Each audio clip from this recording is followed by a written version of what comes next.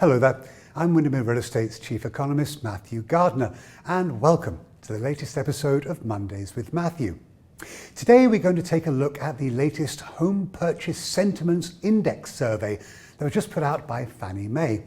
And for those of you who may not be familiar with this survey, it's actually pretty important, and it's one that I track closely. Why? Well, it's the only national monthly survey of consumers that's focused primarily on housing.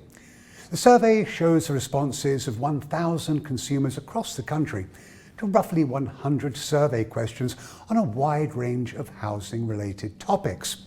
Now, don't worry, we're not going to look at all 100 questions, just the ones that solicit consumers' evaluations of housing market conditions, and that also address topics related to their home purchase decisions. So, as you can see here, the overall index was trending higher pretty consistently until the pandemic happened, which had massive but temporary impacts.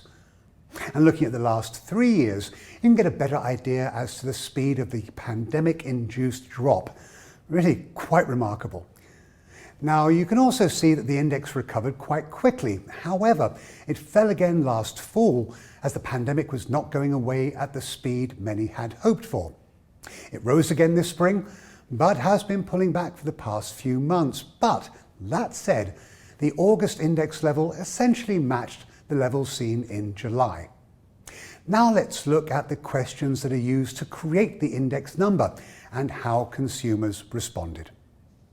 When asked whether it was a good time to buy a home, the percentage who agreed with that statement rose from 28 to 32%, while the share who thought that it is a bad time to buy dropped from 66 down to 63%.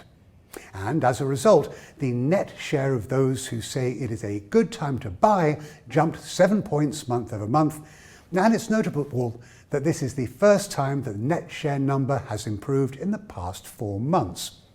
What I see here is that although improving modestly, the general consensus is that it is not a good time to buy. And that sentiment's being driven by two things. One, well, there's still not enough homes on the market. And two, rapidly rising prices are scaring some people. And when asked if they thought it was a good time to sell their houses, well, it was interesting to see that share dropped from 75 to 73%, while the percentage who said that it's a bad time to sell dropped 1 point to 19%. And as a result, the net share of those who said it was a good time to sell pulled back by 1%. But it still indicates that more owners think that it is a good time to sell than don't.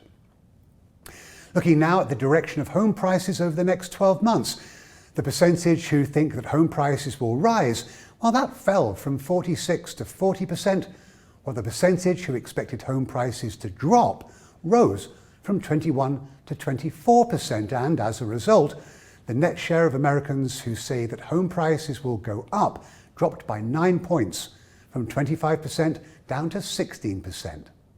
Now, although this may sound concerning, I should add that the share of respondents who thought that home prices will remain essentially static over the next year, well, that jumped from 27% to 31%. On the financing side, the share who think mortgage rates will rise over the next 12 months, well, that dropped from 57 to 53%, while the percentage who believed rates would be lower rose from 5% just up to 6%. And as a result, the net share of Americans who believe that mortgage rates will go down over the next 12 months, that rose by 5 percentage points. And with 35% of respondents thinking that rates will hold steady, it's clear to me that a vast majority are not worried about mortgage rates rising. The takeaways for me so far are that consumers tempered both their recent pessimism about home buying conditions and their upward expectations of home price growth. Most notably, a greater share of consumers believe that it is a good time to buy, though that population remains firmly in the minority at only 32%, while the ongoing plurality of respondents who expect home prices to go up over the next 12 months dropped. But it was still well above the 24% of consumers who believe home prices will fall. Now, there are two more questions that are worth looking at, which aren't directly related to home buyers and sellers, but are still important as they look at employment and incomes. The percentage of respondents who said that they are not concerned about losing their job in the next 12 months remains very high at 82%, but it did drop by 2 points month over month. While the percentage who said that they are concerned, that ticked up to 15% from 13%. As a result, the net share of Americans who say they are not concerned about losing their job fell by 4 percentage points month over month, but remains well above the level seen a year ago. And finally, when households were asked about their own personal finances, the percentage of respondents who said that their household income is significantly higher now than it was a year ago pulled back 1 point to 26%.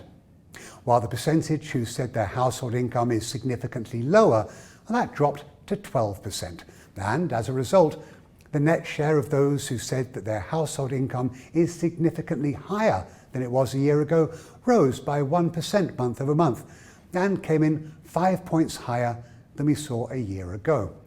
That's also worthwhile noting that most said that their household income is about the same as it was a year ago, with that share rising from 56 all the way up to 59%.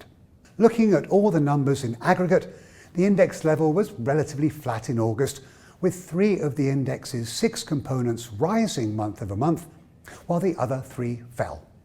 And that tells me that the continued strength of demand for housing and definitely favourable conditions for home sellers may well be offsetting broader concerns about the Delta variant of COVID-19, as well as rising inflation that have both negatively impacted other consumer confidence indices. Most consumers continue to report that it's a good time to sell a home, but a bad time to buy. They most frequently cite high home prices and a lack of supply as their primary rationale.